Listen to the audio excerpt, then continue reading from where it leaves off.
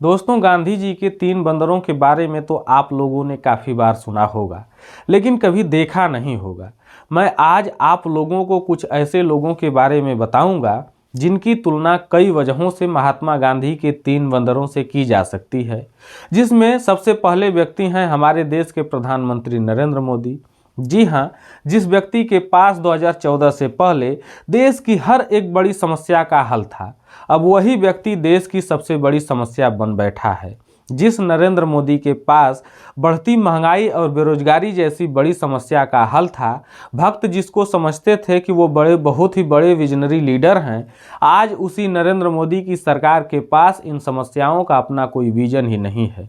गुजरात का मुख्यमंत्री रहते हुए जिस व्यक्ति को ये मालूम था कि डॉलर के मुकाबले जब रुपया नीचे गिरता है तो उसके साथ साथ देश के प्रधानमंत्री की साख भी नीचे गिरती है और रुपये को गिरने से रोका कैसे जा सकता है ये भी मालूम था।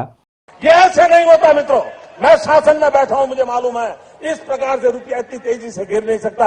अरे ये नेपाल का रुपया नहीं गिरता है, बांग्लादेश की करेंसी नहीं गिरती है, पाकिस्तान की करेंसी नहीं गिरती, श्रीलंका की करेंसी नहीं गिरती। क्या कारण है हिंदुस्तान का रुपया पतला होता जा रहा है? ये जवाब देना पड़ेगा आपको, देश आपसे जवाब मांग रहा है। और आज जब रुपया रोज डॉलर के मुकाबले नीचे गिर रहा है और रोज नए नए रिकॉर्ड स्थापित कर रहा है, आज ही रुपया गिर कर डॉलर के मुकाबले 86.5 से भी नीचे चला गया है और मनी कंट्रोल की एक रिपोर्ट के मुताबिक ये रुपये के गिरने का सिलसिला आगे भी जारी रहेगा, तो उसी नरेंद्र मोदी की आंख, कान और मुंह बंद हो चुके हैं। उनके मुंह से एक शब्द भी नहीं निकल रहे हैं और ना ही वो कुछ देख और सुन पा रहे हैं। हाँ, लेकिन भले ही नरेंद्र मोदी जनता की समस्याएं नहीं देख पा रहे हों, लेकिन उनको केजरीवाल का शीश महल बहुत ही अच्छे तरीके से दिख रहा है। और ना सिर्फ केजरीवाल का शीश महल दिख रहा है, बल्कि वो ये भी देख पा रहे हैं कि केजरीवाल किस टोटो सीट पर बैठकर अपना मल विसर्जित करते हैं। उसके साथ ही केजरीवाल के घर में कितने पर्दे लगे हैं, उन पर्दों को गिनने में ही साहब अपना पूरा समय निकाल रहे हैं। हमारी इस लिस्ट में दूसरे नंबर पर आते हैं सदी के महानायक अमिताभ बच्चन। मैंने अपनी जिंदगी में इनसे बड़ा लंपट और ऋणविहीन व्यक्ति नहीं देखा। भले ही इनकी एक फिल्म का नाम नमक हलाल हो, लेकिन इनको एक नमक हराम नाम से भी फिल्म बनानी चाहिए थी। जिसने इनके बुरे दिनों में इनका साथ दिया था, अब ये उसको भूल चुके हैं। चाहे वो राजीव गांधी हो, अनिल अंबानी हो, मुलायम सिंह यादव हो या अमर सिंह हो, ये सबको भूल चुके हैं। और ये भी भूल चुके हैं कि अब डॉलर के मुकाबले रुपया कहां पहुंच चुका है गिरकर। 2013 में इन्होंने भी एक ट्वीट किया था जब डॉलर के मुकाबले रुपया गिरकर 60 से नीचे पहुंच गया था। तब इन्होंने लिखा था कि एक नया शब्द अंग्रेजी डिक्शनरी में जोड़ा गया है, रुपीड। इसका अर्थ है नीचे गिरना। आज जब रुपया 87 के पास पहुंच गया है नीचे गिरकर, तब यह लंपट सदी का महानायक गांधी जी का बंदर बन बैठा है। अब इस पर कुछ ना कहना है, ना बोलना है, ना ही कुछ दिखाई दे रहा है। अब हमारी इस लिस्ट में अगला नंबर आता है सदी के सबसे बड़े चापलूस और लंपट अनुपम खेर का। जी हाँ, एक अभिनेता के तौर पर अनुपम खेर भले ही अच्छे कलाकार हो सकते हैं, लेकिन एक इंसान के तौर पर निहायती ही चापलूस और भ्रामक इंसान हैं। इन्होंने भी 2013 में गिरते रुपये पर ट्वीट किया था, जिसमें लिखा था कि सब कुछ गिर रहा है, रुपये की कीमत और इंसान की कीमत। हम उस देश के वासी हैं जिस देश में गंगा रोती है। तब बोलने वाले अनुपम खेर का हालत आज गांधी जी के बंदरों से अलग नहीं है। अब अगला नंबर आता है फिल्म अभिनेत्री जूही चावला का।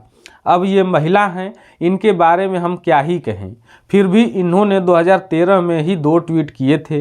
एक ट्वीट में इन्होंने लिखा था कि रुपये को खुद को बचाने का तरीका यह है कि वह डॉलर को राखी बांधे और कहे कि मेरी रक्षा करना, हैप्पी रक्षाबंधन। वहीं एक अन्य ट्वीट में इन्होंने लिखा था कि शुक्र है कि अपुन के अंडरवियर का नाम डॉलर है, रुपया होता तो बार बार गिरता रहता। अब इनके बारे में मैं क्या ही कहूँ।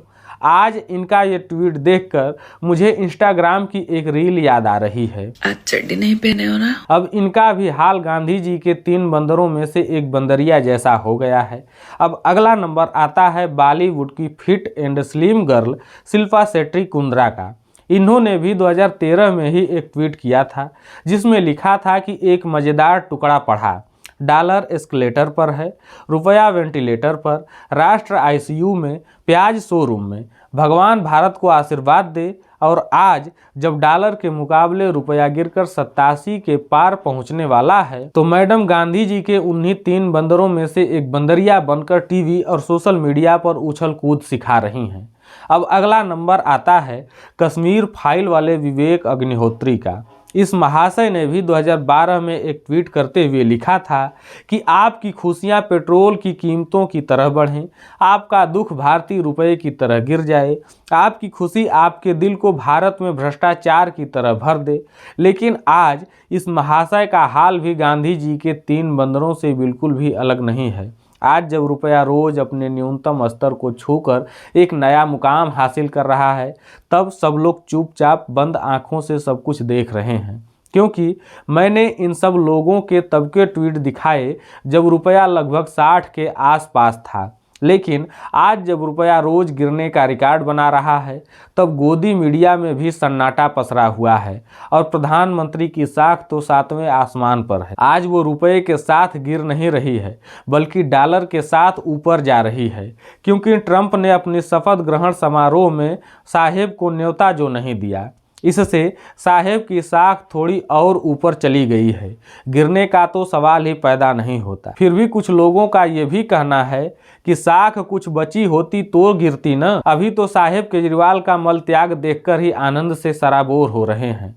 तो ले लेने दो आनंद, जनता को भी अभी कुंभ नहाना है। और वहाँ प्रयागराज में तो रुपया ही चलता है, डॉलर तो चलता नहीं है। जो ऊपर जाए या नीचे जाए, इससे आम जनता को क्या ही फर्क पड़ता है।